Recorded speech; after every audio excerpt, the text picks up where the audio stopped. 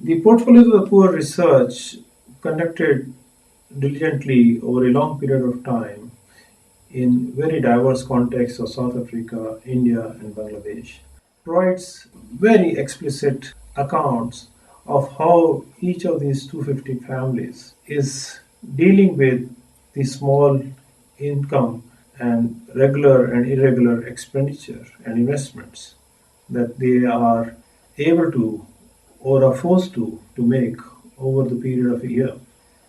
And because the research is done over a longer period of time, and because of the trust, credibility, and prior knowledge acquired from previous visits, the researchers are able to get into much more detail and accuracy than would be possible in one or two interviews. So we have better quality information and insights, and this then can be used by financial services provider to get a much more intimate understanding of what the customers are going through in their lives. Poor people have small income is well known, but the fact that this is very irregular and has huge variations is not so well known. This is made quite explicit through the research. The uncertainty of this income causes extreme anguish and tensions for these families because they know that they have further expenditure coming and how they are going to cope with that.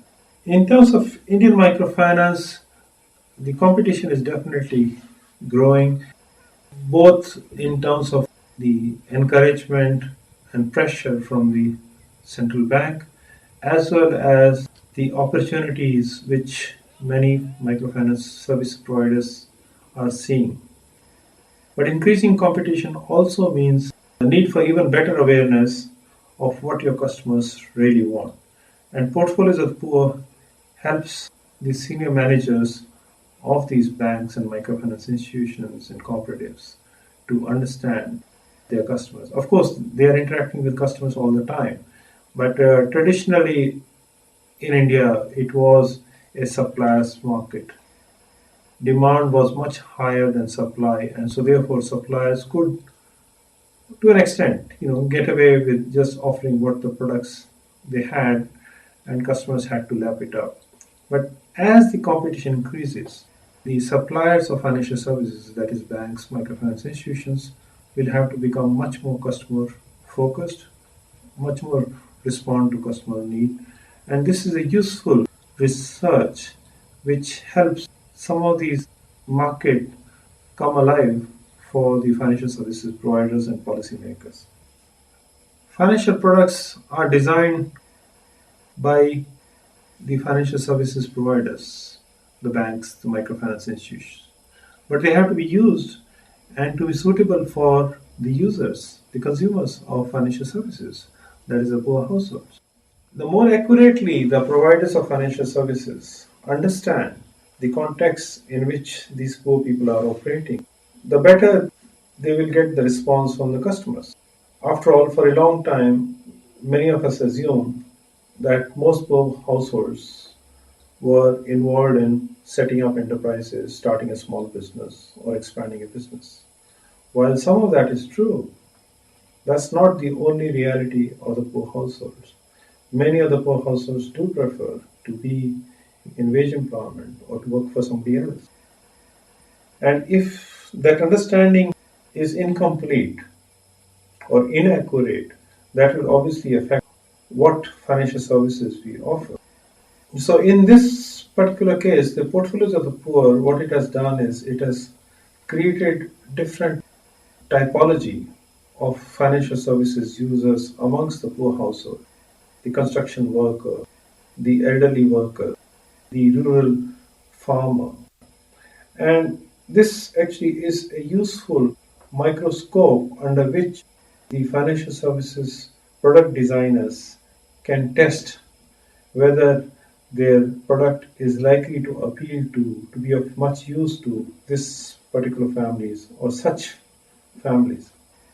Of course, financial services providers need not provide financial products to everybody, but it is good to define which market they want to serve and within that market, which needs they are best addressed to meet.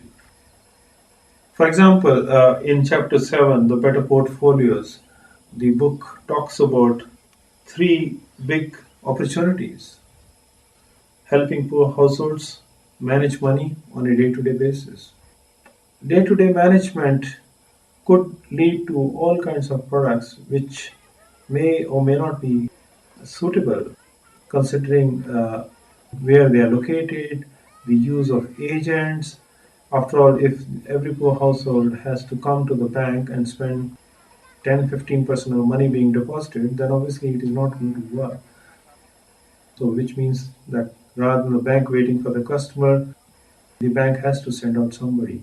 And of course, Syndicate Bank and many other banks in India used to send daily collection agents, and some of the banks still do.